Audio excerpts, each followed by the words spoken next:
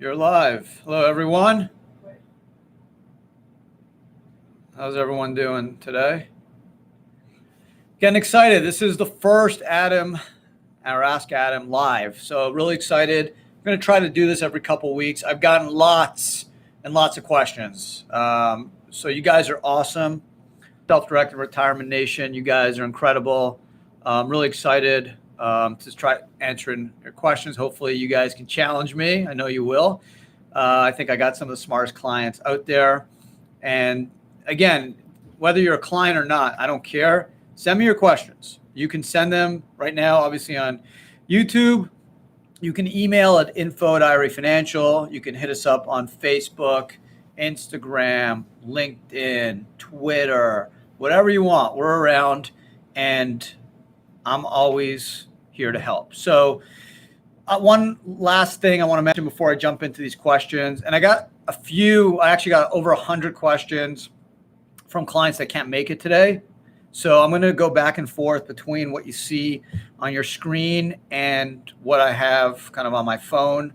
So it's about 45 minutes or so of Q&A today, but obviously I can't get through everything, but I will do my best. And obviously we'll do one in a few more weeks and kind of keep this going, see how it works. So one other thing, guys, subscribe to this channel. I got over 18,000 clients. I only have like 3,400 or so subscribers. Like, we got to do better. I'm doing my part. I'm going to drop 4 videos a week. I do 3 podcasts a week. So if you're interested in self-directed retirement accounts, if you're interested in learning more and becoming a better self-directed investor, then subscribe.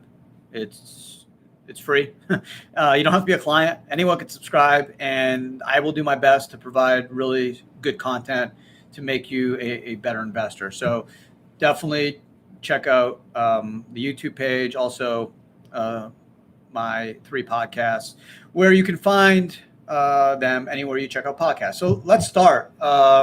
This is exciting. Okay. This first question is from David, and he said, my wife and I both have full-time day jobs and max out our 401k contributions there. Our separate real estate LLC income flows through to us. Can we still benefit from a solo K? So, David, good question. So you need to have income outside of your full-time employment. It doesn't have to be a full-time job. It could be anything where you generate some type of self-employment income.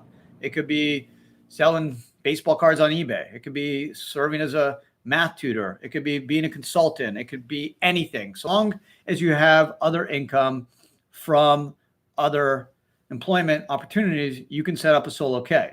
Solo K could be through an LLC, even a sole proprietorship corporation. Now, since you max out at your employer, you're only going to be able to do profit sharing contributions. You're not going to be able to double dip on the employee deferral, the $19,500 or $26,000, because you already do it at your job, which kudos to you. Great job. That's the thing everyone should be doing. Maximize your retirement contributions. The IRS is literally giving all of us a golden ticket. The system is actually rigged in our favor.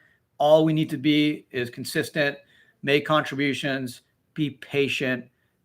We'll all be rich. This is the retirement system. Again, I've said this hundreds of times, and I mean it. It could really bridge the wealth gap in our country because of the power of compounding interest and deferral. This can help people go from low income to middle income, from middle income to high income. It takes time. Okay. It's not a get rich quick GameStop type of solution. This is going to take time, but it's a small sacrifice for your family. Your sacrifice can help your kids buy a house, have millions. I've seen it, millions of dollars upon your passing. So it's really a sacrifice for your family, and it's based off math. So we know it works. We've all seen it. We know it works. Albert Einstein said it's the 8th wonder of the world, compounding interest, and it's true. So, David, just to get back to your question, you can set up a plan if you have self-employment income, but you're only going to be able to do a profit sharing 20 or 25% of your comp from your side job because you already max out. Next question. For the purpose of a Roth conversion, can I directly transfer cryptos owned by a self-directed rollover IRA LLC into my Roth portion of my solo K? So no, you can't go. You got to technically move So it's a rollover, right, from a retirement account to another retirement account. So the way you want to do it is the easiest way would be to convert the LLC interest. So you would change the LLC interest owner from the IRA to the 401k and then convert it in the plan. If you don't do it, you technically need to do a conversion, kind of an in-kind transfer from the LLC back to the custodian and to the 401k. With cryptos, it can get kind of problematic. So my advice to you is try to roll over the entire LLC and then convert in the solo. You cannot roll over Roth IRA funds to a 401k. So you're going to have to do that conversion in the 401k if you want to use the 401k. But remember, because you have the LLC, the easiest way to do it is to do an in-kind conversion of the entire LLC and then convert the LLC to Roth. Next question, Michael, if I have an existing non-real estate traditional IRA or 401k, can I roll over these funds into a solo K and then use those funds to purchase real estate? Yeah, of course. That's what many of our clients do. It's probably the most popular way to fund a retirement account. As long as, again, you have self-employment income. Doesn't have to be a full-time job. I have a client that's Santa Claus for 2 months a year or 5 weeks a year, whatever it is in a normal world. Hopefully we'll get there soon. And he has self-employment income. The guy makes like $3-4 grand working malls, and he's self-employed, and he has a solo K, and he's able to contribute those funds into his solo 401k. So again, you just need to have a business. Doesn't have to be Google, right? It just has to be anywhere where there's the anticipation of revenue. It doesn't even have to be profitable. It just can't be a hobby. So it's got to be a business. No full-time employees other than yourself, a spouse, or any non-owner employee. So it's got to be you, a spouse, or only owners. You can't have any non-owner employees work more than 1,000 hours. Next question from William. I have a self-directed IRA and I'm setting up an LLC with checkbook control. Okay. When obtaining the tax ID from IRS, it shows the manager as the sole member. Is it okay? So William, I mean, great question. I'm happy someone answered this. This is a real source of frustration for me. Really annoying. I would say before 2014 or so, you were able to actually change this and actually put a IRA as the authorized rep or the organizer of the LLC. They stopped that probably because of anti-money laundering. So now they want an individual with a social to be the person that sets up the LLC. So there's no way around this. Now, the EIN letter means nothing. Okay, think about this. When Apple, every time it adds a shareholder, does it update the EIN? No, right? Even you start a company today, Adam Bergman's the founder, and I take on 5 investors. Do I update the EIN? No. Why? Because your tax return will trump the EIN letter or your operating agreement. So it doesn't mean anything. It doesn't mean that you're the owner. It just means that you're the authorized rep. The software is really poorly constructed. I've actually spoken to the IRS about this and made a complaint. And that was 4 years ago, 5 years ago. Nothing's happened, obviously, because if you look online, when you're putting in the individual's information, it doesn't just say manager. It also says authorized rep or organizer. So you can be the authorized rep or the organizer of the LLC. Doesn't mean you're the manager. But when the website prints out the letter, it always defers to manager, which makes no sense. So if you hire a lawyer to set up your LLC, okay, forget about IRA. Let's say you just set up an LLC for business and you get your lawyer or accountant to do it, and he or she puts in their info as the organizer, it's going to say John Doe, manager of ABC LLC, even though you're the manager or the owner. So it's really incorrect from an IRS standpoint. I don't know why they haven't fixed the software. It's kind of ridiculous, but it's the government. And the thing to understand, William, is it doesn't mean anything. It's not determinative of anything. The tax return and the operating agreement will control. Next question from Ollie. Are there any additional fees besides federal and state taxes to pay when removing your real estate from your IRA? No, you're going to pay federal, state tax depending on where you live. If there's a state tax regime, you're going to pay tax on cash and the fair market value of any asset you pull. if you're going to do a taxable distribution in kind, meaning real estate, make sure you're going to need to get it valued. And obviously make sure you can pay the tax, right? Super important. You got to make sure you can pay the tax. You pay tax on the fair market value. Even if you paid $100,000, for example, for the property, if it's worth $600,000 now, you got to pay tax on $600,000. Now that $600,000, based off my example, will simply be added to the income on your 1040 in the aggregate, and then you're going to pay tax on the aggregate of all your income. Okay, so let's say you made $200,000 as an accountant, and now you're doing a $600,000 in-kind distribution. Your taxable income is $800,000. So be aware of that. Obviously, it's taxable, federal and state. So you want to make sure you can afford the tax. You may have losses. You may have other justifications for doing the distribution. So just be on guard for that. God, I got lots of questions. This is really awesome. You guys are amazing. Really appreciate all the interest. Next question. For a solo K, which contributions have to be made as after tax, is it the employer contribution? Is always employer have to be treated? Okay, so there's 3 buckets of contributions to a solo. There's the employee deferral, which can be pre-tax or Roth if your plan allows it, and that's $19,500, $26,000 if you're over 50. And again, you need to have at least that amount of income to make that contribution. That's dollar for dollar. So if you earn 20 grand, you're under 50, you can put approximately the 19.5 in.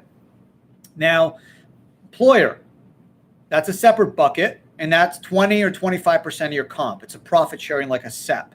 If you're a W-2 employee or a guaranteed payment recipient on a partnership, it's 25%. If you're self-employed, sole proprietor, 20%. So for example, you're under 50, you make 40 grand, you have a solo K. 19.5 plus 20% of 40, giving you 27.5. The after tax is kind of a third bucket. It's kind of in the middle of both. And because it doesn't fit in to the employee deferral and doesn't fit into the employer, and thanks to recent IRS guidance, you can make an after-tax contribution dollar for dollar up to $58,000 or $64,500 if you're over 50, move it to a traditional IRA after tax, and then convert it to a Roth IRA. And because you're not deemed an employee deferral, you're not deemed a profit-sharing employer, you're not subject to the vesting and the triggering events of being over 59 and a half to pull the money out. You're kind of in no man's land, which in this case really works well for you. So if you convert it in the plan, which you could, you can't pull it out to your 59 and a half because it's subject to the plan triggering events. But if you move it to a Roth IRA, or I should say an after-tax IRA and then Roth IRA, it's in the Roth IRA and then you have more flexibility. Now, remember one thing, and this is very important. A lot of people get confused about this. If you have other pre-tax IRAs and you want to do a conversion to Roth, you can't just pick and choose what you're converting. Basically in the aggregate. So let me explain. Let's say you have $5,000 in a traditional IRA at Fidelity, okay? And now you want to do a $5,000 after-tax contribution to a 401k, and then you roll it to an after-tax IRA. And you want to now convert the $5,000 to Roth. You can't. Why? Because the formula is you have to add your after-tax IRAs in the aggregate, which is $10,000, okay, and then you divide it by the $5,000 you wish to convert. So you can only, out of the $5,000, only half of that, or $2,500, will go to Roth. The rest will stay after tax. So you're going to have to keep doing that, on a yearly basis. And then whatever's not after tax, if you want to convert to Roth, you'll pay tax. So it's a bit confusing. Don't worry. We're here to explain it to you if you need it. But to answer your question, the after tax is kind of its own little island. It doesn't fit into the employee or the employer island. It's kind of its own little lost island. And the beauty of it is you can then do an after-tax IRA rollover. You don't need a triggering event, so you don't need to be over 59 and a half, and then you can convert it to Roth. So really cool option. Next one, do we need the 3 separate checking accounts in our solo K? One traditional Roth and after-tax. Great question. So you don't need it. I think it's super helpful, personally. It's just easier from an accounting standpoint. If you ever get audited, it's nice to be able to show the separate buckets. So I would recommend it. That's what I would do if I was lucky enough to do after tax. Now, why can't you do after tax if you work at IRA Financial? We have 60 something employees.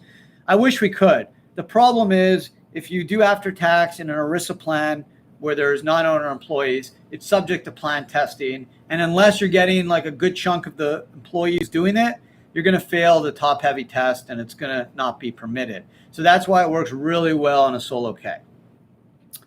Next question. If a husband and wife who combine their retirement funds into solo want to separate their funds, what steps do they need to take? Okay, great question. Seems like the solos are the hot questions. I thought we would be getting lots of crypto questions here.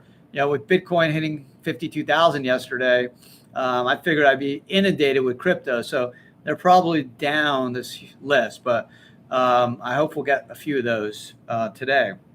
So if you want to separate out your retirement accounts, again, remember, you need to trigger an event to pull the money out of a solo K. If you're under 59 and a half, you can have separate accounts. So you can have ABC 401k plan, FBO Adam, ABC 401k plan, FBO Jane, right? You can separate the husband and wife's funds. But if the husband or wife wants to move their money outside of the plan to an IRA, for example, you need to trigger an event. Trigger an event means you're over the age of 59 and a half, or you leave your plan, you leave the business, you're no longer an employee, or you just terminate the plan. Those are your three options. So again, if you're under 59 and a half, either stop working there and pull the money out, roll it to an IRA tax-free, or close the plan. And that kind of impacts both of you, but that's something depending on who the trustees are and who the administrator are would make those decisions. But that's essentially how you would do it. Next question. Can an IRA-owned LLC act as a trustee for a land trust owning a home? Good question. A trustee generally, most cases would be an individual. So technically what I've seen people do in this regard is you have an IRA LLC. The LLC would be the grantor of the trust and technically the beneficiary of the trust, and you would have you as the trustee, and that would form the land trust. So the LLC would be the grantor and the beneficiary, and then you would be the trustee.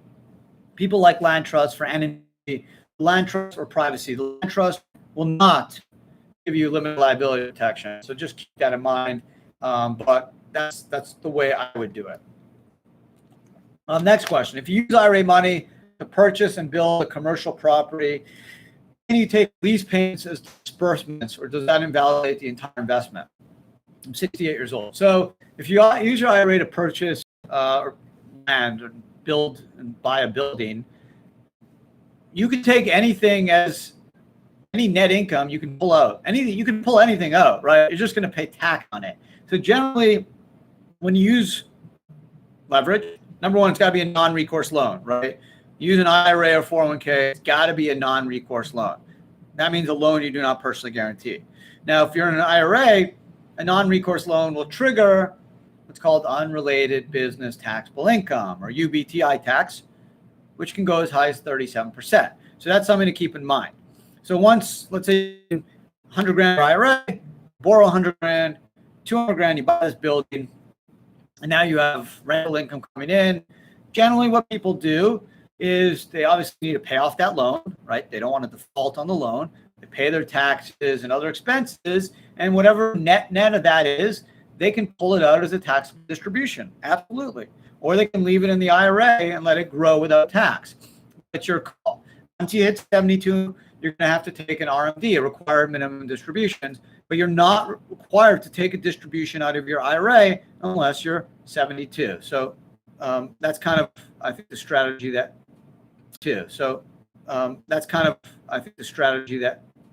I would implement. Next question from Maria. For a house owned by a self-directed IRA, are we able to live in it during retirement? Can you also explain the process of selling it? So great question, Maria. I wish the answer was yes. I'd have 100,000 clients. No, I'd have 1 million clients. The answer is no. You cannot use your IRA in any way to personally benefit. So you can't buy a house and live in it. Just like you can't buy yourself a Rolex watch or a Porsche or Mercedes or Toyota. Whatever you do with your IRA needs to be done exclusively 100% to benefit your IRA, not you. So people say, well, Adam, what the heck are you talking about? I own Tesla stock. I own Bitcoin in my IRA. It's helping me. Bitcoin's at 52,000. I paid 12,000 for it. What do you mean I can't personally benefit? Well, the distinction is your IRA owns Bitcoin or Tesla. You don't. The only time you get to touch that money and use it is if you take a taxable distribution. So if you use your IRA to buy a house and you're living in it, now you're personally benefiting. That's not allowed, right? Because then everyone would do this and no one would ever pay tax on a distribution. You would never need to take money out of your IRA until 72 because you can just enjoy the fruits of your IRA.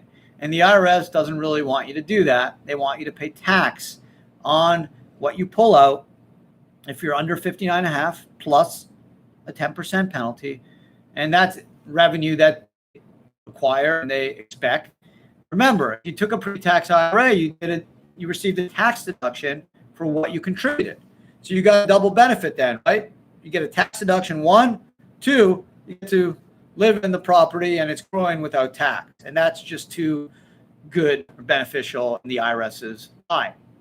Now, you can use up to $10,000 to buy a house from your IRA as a hardship distribution type and just pay tax on what you pull out. Now, Maria, I personally think it would be helpful that they would have let you take X amount out of your IRA without tax to buy a permanent residence. That's something that administration has really been able to push forward. It's something I think would make a lot of sense, but it's not where we're at now. So to answer the second part of your question, if you want to live in the house, you're going to have to take a taxable distribution in kind of the house. So if you buy your dream home, you pay $250, now it's worth $300. You got to pay tax on the $300, and then you basically quit claim the property from the IRA to you, and you can enjoy it. It's the only way to do it. You got to get a formal valuation of the property. Now, people look for opportunities right back in 2008 when the real estate market crashed, or even in COVID in some areas. I know some clients that were able to get a discounted valuation on their property and then decided to take the distribution of the in-kind property based off the discounted valuation. And they also had losses from business, obviously related to COVID and other situations that it made sense from a tax standpoint to do the in-kind distribution. But that's kind of how you would do it. You wouldn't need to sell it yourself because that would be a prohibited transaction. You would just do an in-kind distribution. So next question, Tom. My self-directed Roth IRA is a single member of an only LLC. Okay. Invest in crypto. There we go. Got some crypto going. There's a trading account open with 3 separate exchanges. But rather than keeping the cryptos in the wallet on the exchange, I would like to transfer them to a cold wallet, with the wallet containing the private keys for only the LLC holdings. Will this meet IRS scrutiny? Yes. So you're allowed to pull cryptos off an exchange. I suggest holding it in a separate wallet from any other cryptos you own personally. Some people online, I don't know, again, it's easy to say stuff online. We know people can say anything they want on the internet. And they claim you can't hold private keys off an exchange. They do that because they control your private keys. They're generally commission brokers. They don't want you to have your keys, so they lie to you and tell you can't do it. And they give the example of gold. Well, guess what? There's a specific justification and requirement that if you hold IRS-approved bullion or precious metals or coins, they be held in the physical possession of a U.S. bank or depository. But that requirement of physical possession only applies to bullion. Cryptos are treated as property. They're not treated as bullion, just like real estate isn't treated as bullion or securities. So to answer your question, there's no formal guidance from the IRS that would limit you to hold cryptos on an exchange. So in my estimation as a tax attorney, because cryptocurrencies are not bullion, they're not gold. We know they're not. They're digital. There's no physical possession requirement. So yeah, I have cryptos in an IRA and a cold. I do it. I don't see any IRS rule that limits you to do it. And that's just one point I want to make. Be careful what you read online. If it's not coming from the IRS or someone that's a tax attorney or trained in taxes, I have tons of friends that are attorneys, okay? But guess what? They know nothing about tax law. Just like I know nothing about securities law. I don't know anything about divorce law. I don't know anything about family law, right? Look who's talking to you. Look who's writing to you. It's very important. There's so much rubbish online. It drives me crazy when I read or hear or listen or watch things that are so untrue. Be careful. Anyone can go on YouTube. Anyone could write a blog. There's no barrier to entry. So make sure. I am a tax attorney. I have a master's in tax law. I worked at top law firms in New York for 9 years as a tax lawyer. Okay? It's just the bottom line. I'm going to know more about tax law than a layperson or even a real estate lawyer or even a divorce lawyer. Just the way it is. Just like a divorce lawyer is going to know more about divorce law than I was going to know. Just the way it is. So it's important. That's why I subscribe. Listen to what I'm trying to say. I have your best interest in mind. I'm not selling products. I'm not telling anyone to go buy a real estate or crypto or gold. I don't care. My mission, my passion is to educate all of you and tell you what the tax code says, what the tax code allows you to do.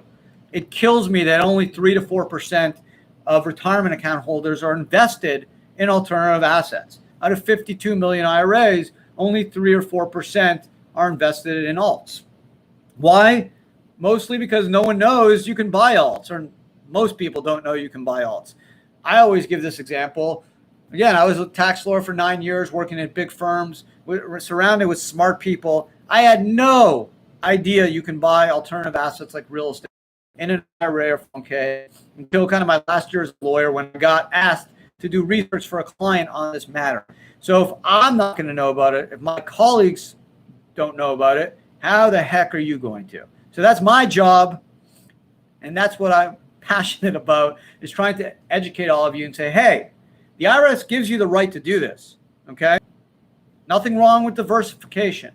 If you don't want to do it, no problem. In fact, IRA Financial is building a robo platform and an equity platform we're hoping to launch in the next few months that are going to allow you to buy stocks and ETFs on our platform. So this way, if you don't want to do real estate or Bitcoin, you don't have to.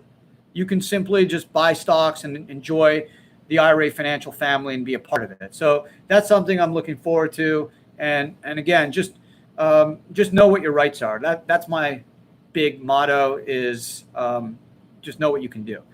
Next question, Randy, are blockchain unregulated financial systems long-term and relatively safe? Well, blockchain is not a financial system. It's basically just a digital ledger. The exchanges is where you would buy cryptos, and the exchanges are regulated. Gemini, which we have a relationship with, is licensed. It's a New York trust company. It's regulated. It's insured. So same with Coinbase, which has just announced it's going public at a $70 billion valuation. So I truly believe, yes, I keep a lot of my cryptos on an exchange. I do hold some in a cold wallet, but I do hold a considerable amount on an exchange. I believe in the exchanges. I don't have everything on there, but if you're going to have 50, 100 grand, you're going to be protected. If you're going to have $1 million, $2 million, then diversify. Keep some on cold wallet, keep some on an exchange.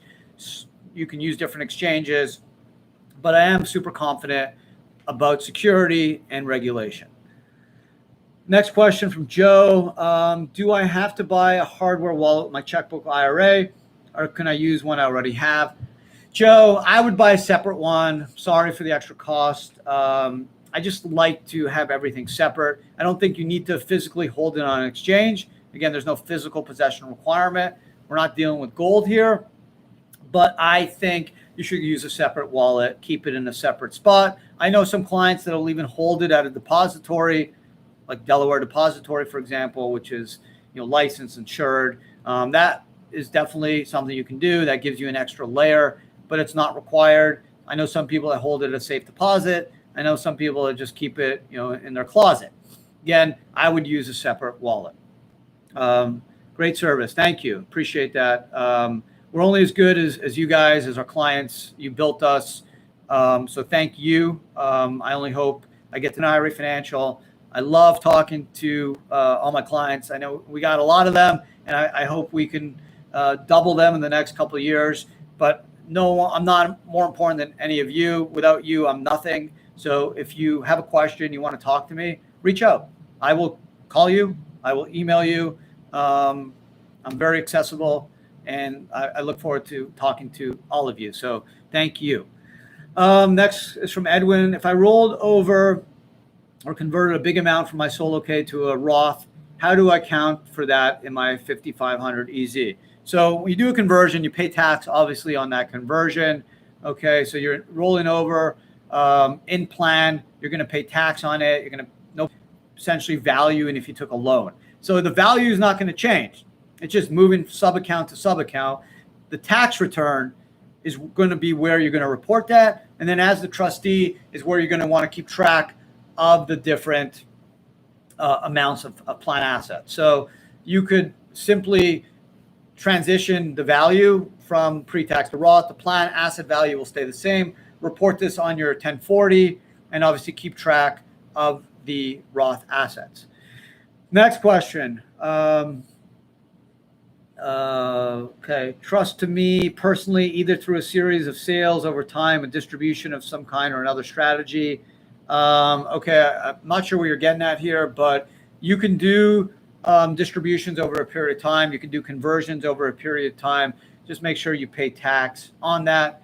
Obviously, try to time these distributions. If you have losses, take advantage of it. Michael, I love Michael. I actually talked to Michael yesterday. I recommend IRA Financial on my friends and family. Thanks, Michael. You're awesome. You're amazing. Thank you. Michael's a really super smart guy. So thank you. Can I invest in crypto using my 401k checkbook when I'm not buying real estate? Yeah, you can do it through our Gemini platform. We will set up an account for you at IRA Financial. It's a flat fee, $300, no asset value fees, no transaction. We'll then link your account to Gemini. Within days, you can be onboarded. You don't need an LLC. You don't need to pay high commissions from some of the other companies out there that are going to charge you high commissions. We'll move the money on Gemini. You control the account. The account's in the name of your 401k, not an LLC. So you know from an IRA standpoint, you're going to have no reporting issues, because from a Gemini standpoint, it's going to be repressed reporting because it's in the name of the 401k. We'll handle any of the IRS reporting on the 5,500, and you have total control over your account 24/7. You can also pull it off and hold it in a private key. So I really believe this is the best solution out there. If you want to buy Bitcoin or other cryptocurrencies, do it on an exchange. Do it on an exchange. You control the keys. It's super important. It's not super complicated. We link the accounts. You literally just need to go on the Gemini account, open an account. The money gets moved from us to Gemini. You just go to your phone, bang. You simply click buy. You pick Bitcoin, Ethereum, whatever you want to buy. You're done. You can then pull it off the exchange if you want to. The only time you're going to need an LLC is if you want to do certain altcoins or DeFi coins like Polkadot and get them on Coinbase, for example. And unfortunately, you can't open an IRA at Coinbase yet. I've tried. If anyone has a connection with Coinbase IRAs or 401ks or HSAs or Coverdales, and then this way you don't need an LLC and there's no reporting issues from an IRS standpoint because the account's in the name of the IRA. I remember when I first got into crypto, like 7 years ago, I had to use an LLC. I actually still have a bunch of cryptos that way. I'm going to move them over to Gemini in my IRA account. Just, I've been super busy, but unfortunately, if you want to do, again, certain DeFi coins like Polkadot, you're going to have to use Coinbase for now through an LLC, but that's changing. So thanks for that question. Again, I'm sorry I'm not getting to all the questions. I got so many, but you guys are really awesome. And I got like 100 more on my phone that I haven't even gotten to. So I feel really bad. But if you have questions, just type them in. I'll do one of these Ask Adams again every 2 to 4 weeks.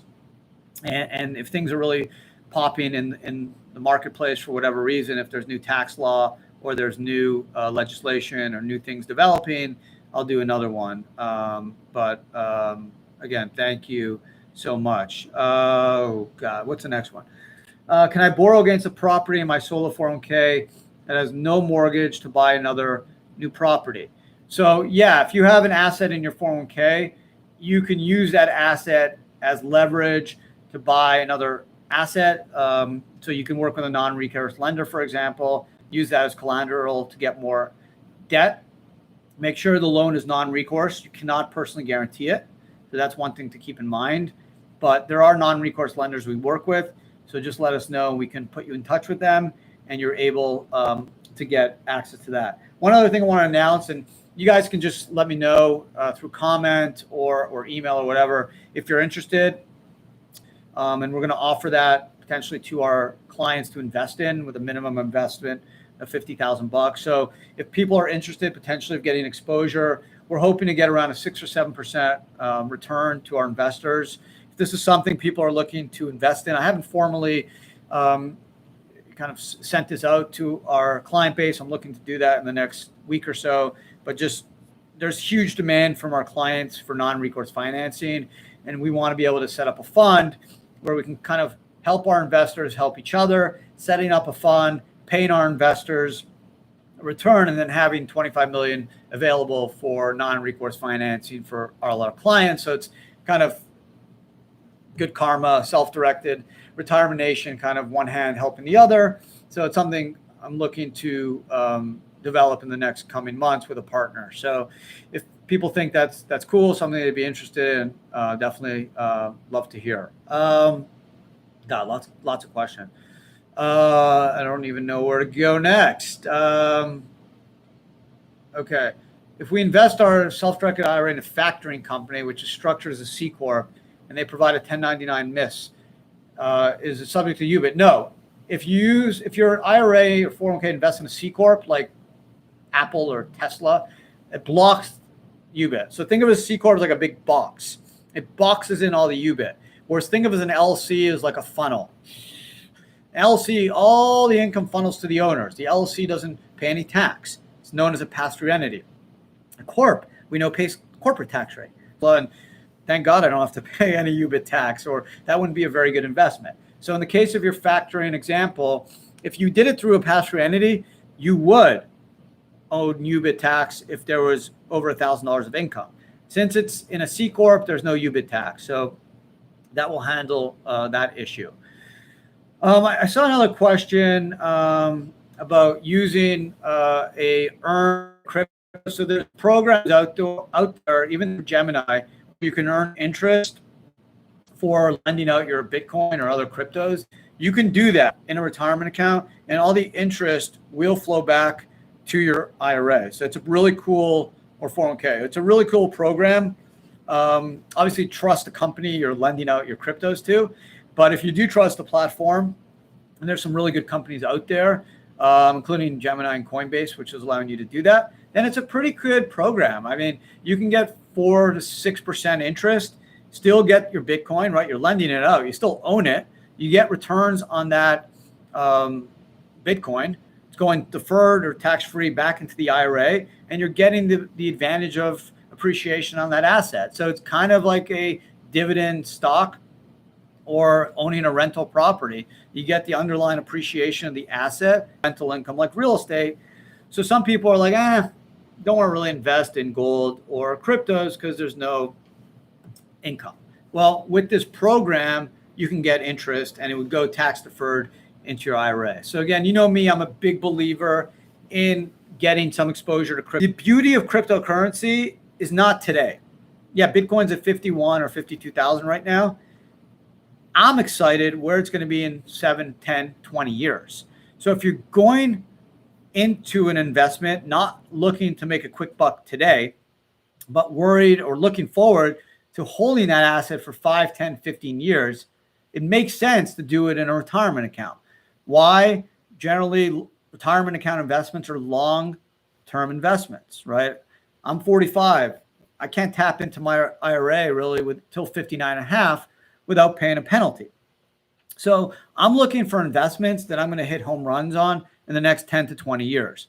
And I think cryptos, whether it's Bitcoin, I don't sell Bitcoin. So I'm not telling anyone to do it.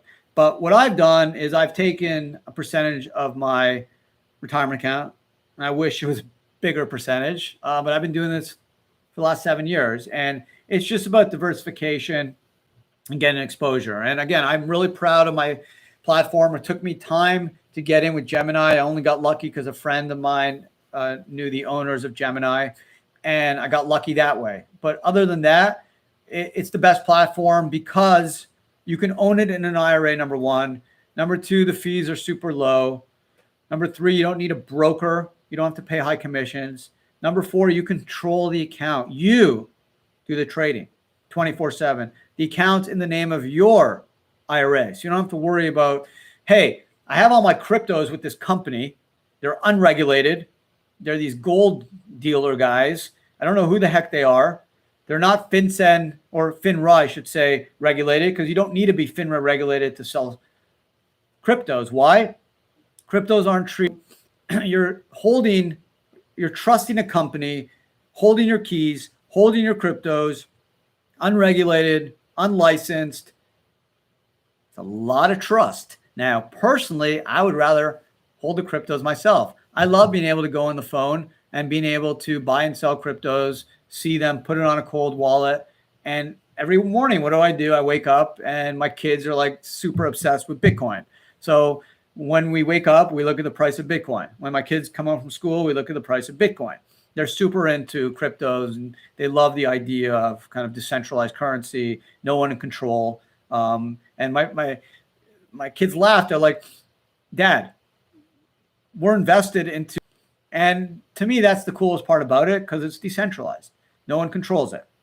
So my kids are super into it, and so am I. But again, I'm into it because I think I can make a whole lot of money, and I have, and I will continue to do it, and I will do it in my Roth IRA.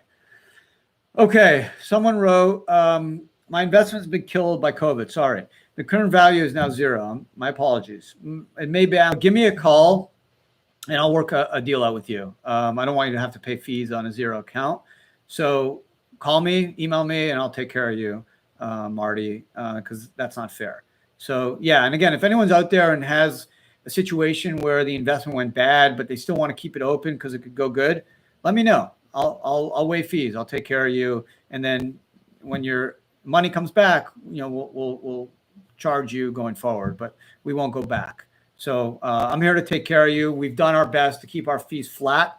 I'm really proud about that. I want to keep investing cheap for you, cost effective. Yeah, we need money. We need to employ people. We want to pay our people well. We have a great team of people, smart people. We want to give you great customer service. So we want to make sure we're taking really good care of them. But I also want to keep fees cheap for you. So you're not paying your gains to me. You're keeping your gains in your IRA for you and your family. And that's the most important thing. And again, exciting that you can do alternative assets. I mean, I just think this stuff is amazing and cool that you can control your retirement account. You're not stuck buying equities, ETFs, or mutual funds if you don't want to. You can do amazingly cool stuff. And I have some clients, again, nothing makes me better. And it's not, when I hear a client call me up and say, Adam, I turned 200 grand to 2 million. And guess what? This stuff happens more than you think, whether it's from SPACs, whether it's from private equity, hedge fund, private business investments, cryptos, gold, whatever it is. Nothing makes me happier when my clients, the goal is all my clients, I want every single one of you guys to have $1 million at the end of the day, minimum when you're 72. I don't want to take any more money from you. I think it's sick. Honestly, it's sickening that there's companies out there that are not managing your money and are taking a percentage of your asset. It's going to appreciate. Even if you buy stocks, over time, you're going to grow 10%. Okay. So why should I make more money and take more money from you when I'm doing the same amount of work? I'm just doing admin. I shouldn't be making money off your gains. So if you're out there and you're paying management fees or valuation fees to companies, I'm going to say it, you're getting ripped off. Okay, bottom line. So you can move to me, move somewhere else, I don't care, but know your rights.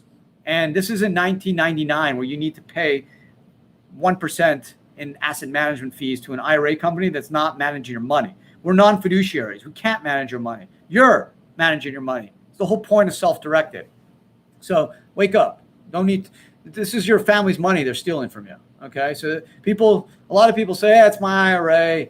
I don't have to worry about it for 30, 40 years. I don't care. Well, all those fees, that extra $500 you're paying a year over the next 20 years, that is not growing deferred anymore. It's going to the custodian's pocket.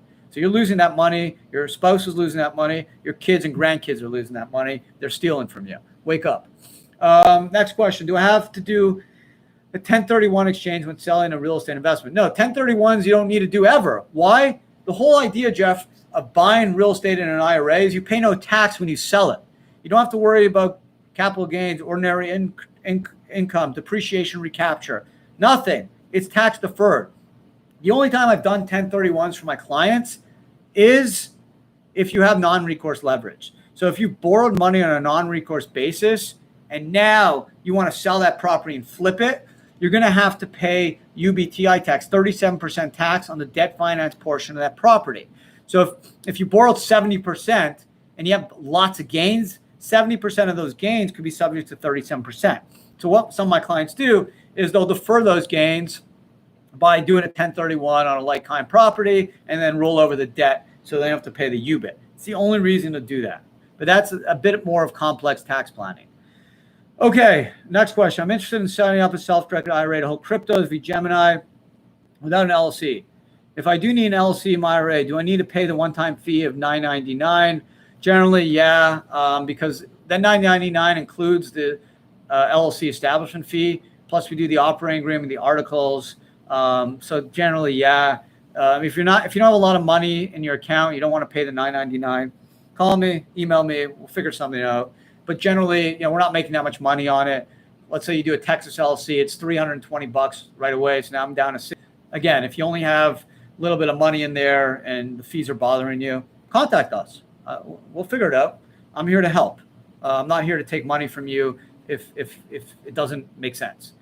My account is open with bank under 401k solo. Can I use the money to open a Coinbase account and buy crypto chain? Some of the big cryptos, that works. If you want to use Coinbase or an exchange to do some other altcoins that aren't available, Gemini, then yeah, link the 401k to Coinbase Pro and you can do it. The problem, guys, right now is it's taking forever to work with like a Coinbase because they're so swamped because of crypto mania.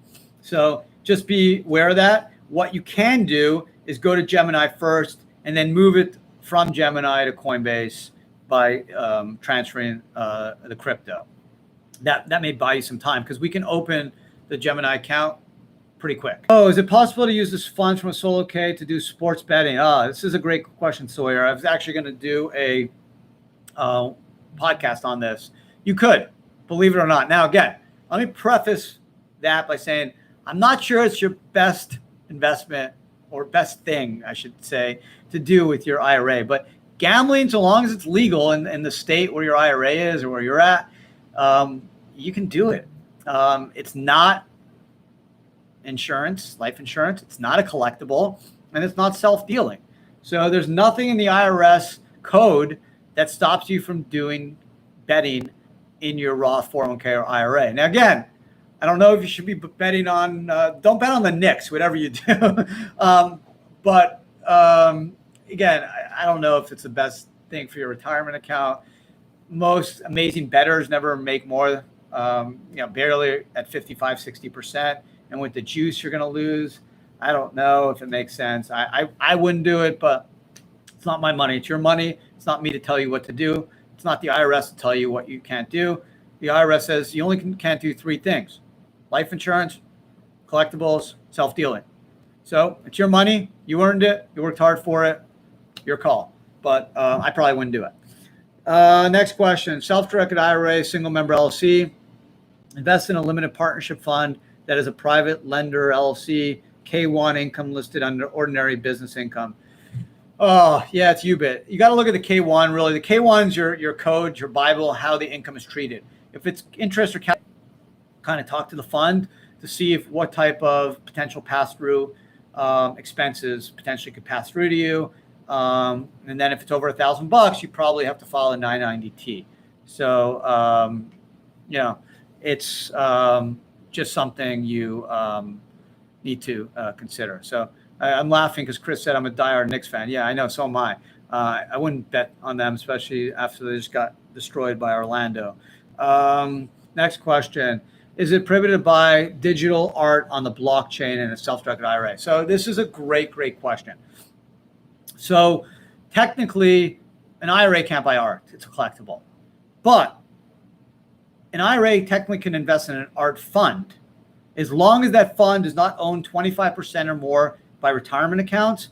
There's no plan asset rules. Now, what the plan asset rules mean is it says this: if a fund is owned 25% or more by pension funds or IRAs, you look through the fund and you look at the assets the fund owns to determine if something's prohibited.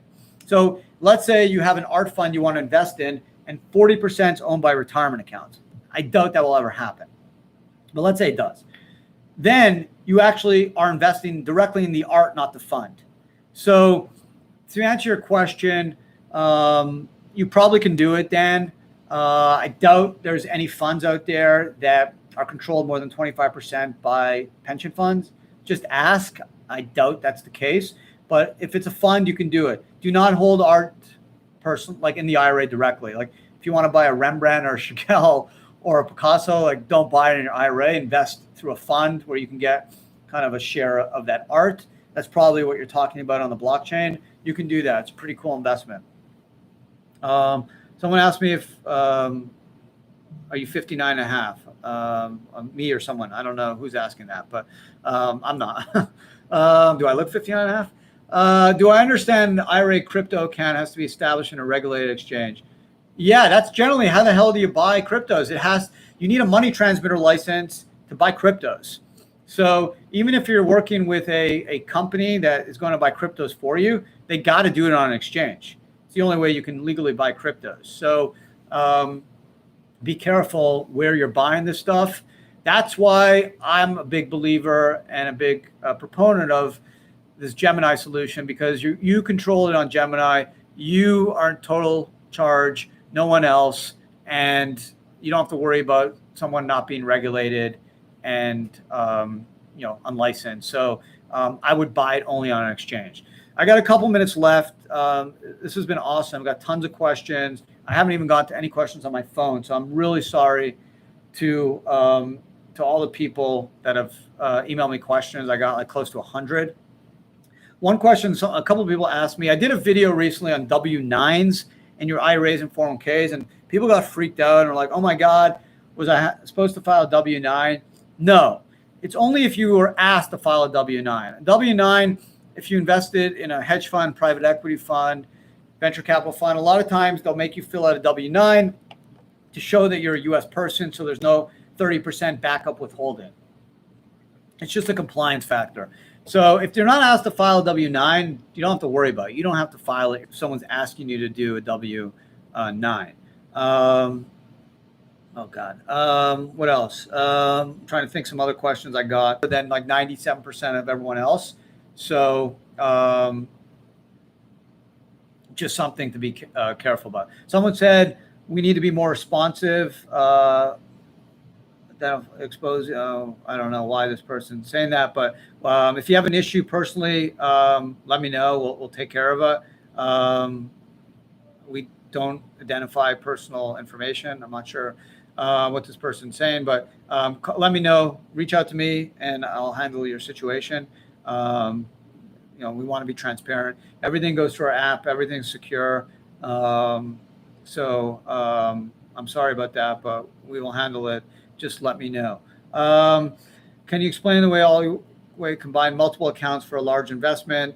So you can combine retirement accounts, IRAs, solos, Roths, and 401ks. You can set up one LLC to aggregate all your investments.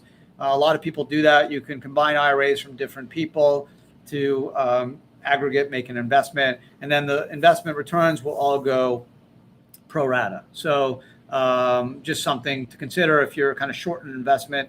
You set up one LLC. The one thing to consider is you're going to need to deal with potentially a partnership return if your LLC is owned by more than one IRA, because there's more than one partner and partnership return is required to be filed.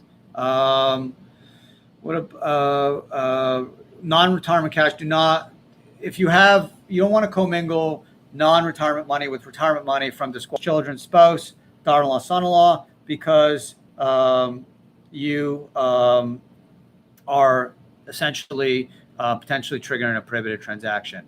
And again, if people need to get a hold of me, A. Bergman at IRA Financial, and I'm happy to answer any of your questions. I'm always available to resolve any issue, any question, any matter. You want me, I'm there for you guys. I'm nothing without you guys. Company, IRA Financial, is nothing without you. This will be videoed. So if you missed this, and I'm sorry I didn't get to your questions, my apologies. We're just running out of time. I got about a minute left.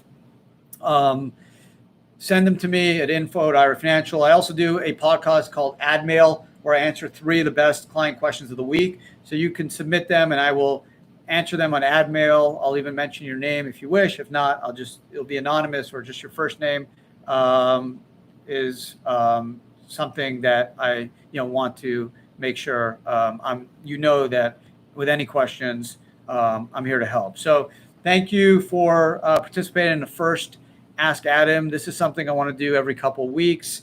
It's going to be fun, casual, but hopefully I'll be able to educate all of you. And the first thing when I learned in law school is there's no dumb questions.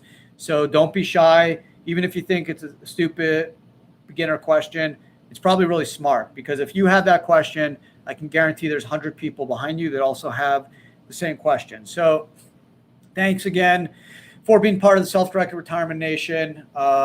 Smart people, self-direct.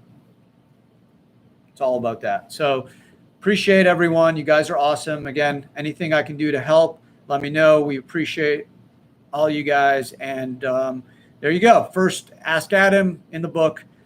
We will do it again soon. So stay safe, stay healthy, and talk to everyone again soon. Thank you.